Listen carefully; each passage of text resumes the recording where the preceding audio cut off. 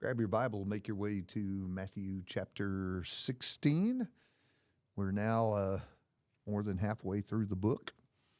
It's amazing how quickly we're getting through the year. And starting to see some themes and some controversies and some weighty stuff kind of come to a head. Yeah, you almost feel like, and I didn't take the time to go back and figure out in my mind where I would want to begin this, but the last several chapters have really all just sort of been flowing together. In fact, we're opening in 16 with signs and bread.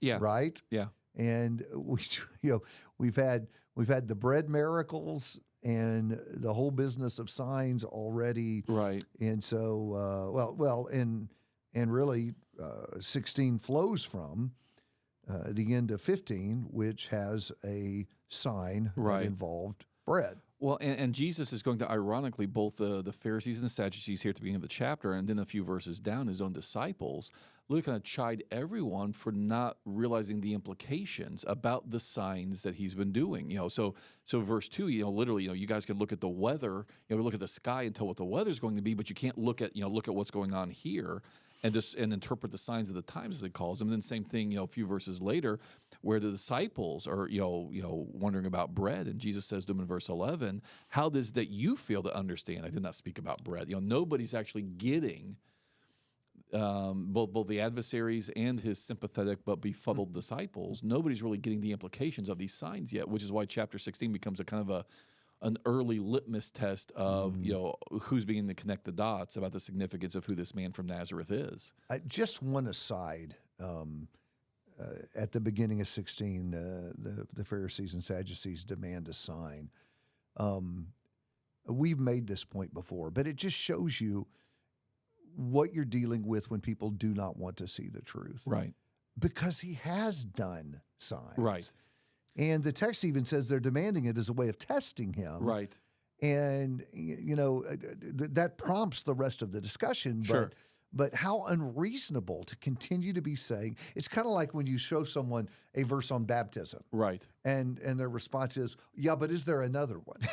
Right. You see what I'm saying? Yeah. And so Jesus has shown them signs, and they're like, yeah, but how about another one? Right. And see, that's the thing. And I think you got another category there, too. While you've got, the Pharisees and the Sadducees, as you describe them, people who don't want to see.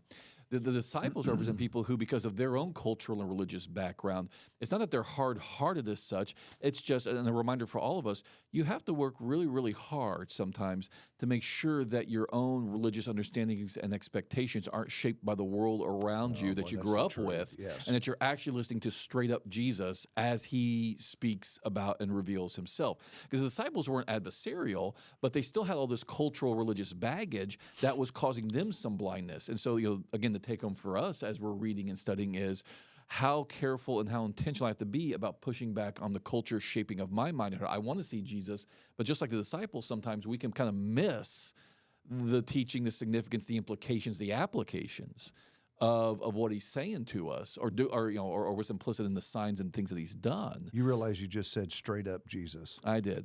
I was thinking that'd make a cool sermon series. Maybe you can work on that. There we go. Straight Up Jesus by Jeff Wilson. Okay. Oh my. So following this segment, now we're picking up in verse number 13, where they really don't get it.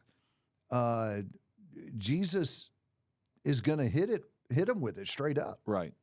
In the next segment there. So this is probably the more famous part of chapter 16. Yeah. In fact, one of the more memorable chapters in the whole book, where you have first the questioning, who do people say the Son of Man is?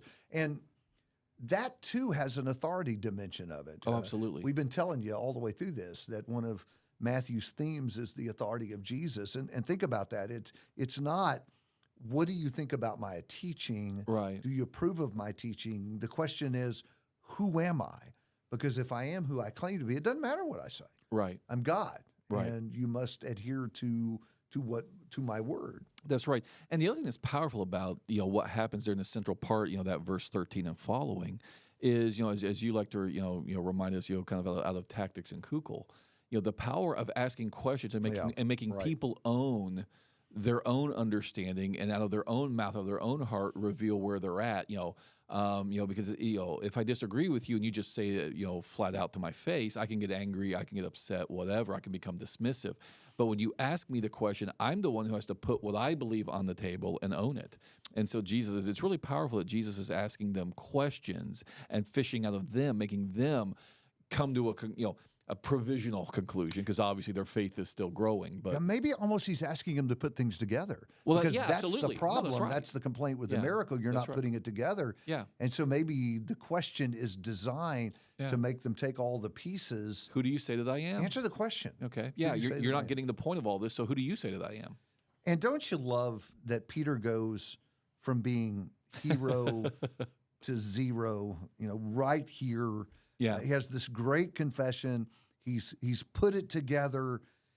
And then in the next three verses, 21, 22, and 30, 23, it just all kind of falls apart. Well, he can't get past. He's still struggling to see Jesus as he is and accept Jesus as he's revealing himself, and not the cultural religious baggage he came with. He just simply cannot comprehend yet, or is not willing to comprehend yet, a Christ, a Messiah who dies. That's classic too. I mean, that is just such the example of a lifetime of being impacted by culture and who the Messiah is going to be. And Jesus says, let me tell you who the Messiah is, and this isn't what you expect. Right. The Messiah is going to die. Well, and understand too, the thing that's powerful about what Peter does and the interaction with Jesus and Peter on this is, Peter's like so many, otherwise well-meaning religious people today, which is everybody loves Jesus. Everybody's okay with Jesus as long as I get to tell Jesus who he is and what he's going to do. That's it. Right. I have no problem accepting Jesus as long as Jesus is the Christ that I expect him to be. Jesus on my terms. Jesus on my terms. That's right. That's exactly right. And notice that that Jesus is not easy or gentle in his pushback on Peter. Well, no, because this is his identity. This is a crucial thing. The whole thing. Yeah. It's how can you say you are the Christ, the Son of God, and turn around and say this is not going to happen the way you say it is, and it's pushback against his authority. Yeah. Oh, that's right. That's right. And Peter reminds, or rather, Jesus reminds of who is in charge. Right. So interesting. And then. To continue building on this, first, let me put this all together for you, and let me tell you what it means. For me, I'm going to die. And then he closes out the chapter with, let me tell you what it means for you. Right. Right. And that's the thing is, because these are not adversarial Sadducees and Pharisees. Jesus knows their hearts. These are guys who are going to get there in time. And so he kind of, ironically, you don't know who I am fully yet. You don't really get what it means to say I'm the Christ. You don't get who you're going to be yet either, is the irony. And the cost. Yeah, and the cost. And that's the right. cost. That's right. We quibble over the requirements of discipleship, and I think it exposes a heart that really doesn't get who he is. Right. Because if I am who I say I am, then following me means you lose everything. Right. To have me and everything that's involved in that. Well, and the other part of it too, David, is if we accept Jesus on his own terms, then our lives are shaped by his life. And part of what that means is where this chapter winds up ending, which is, basically deny yourself, take up your cross, follow me kind of stuff. That I have to die with him, die to this life, if not literally being executed, being martyred, what have you.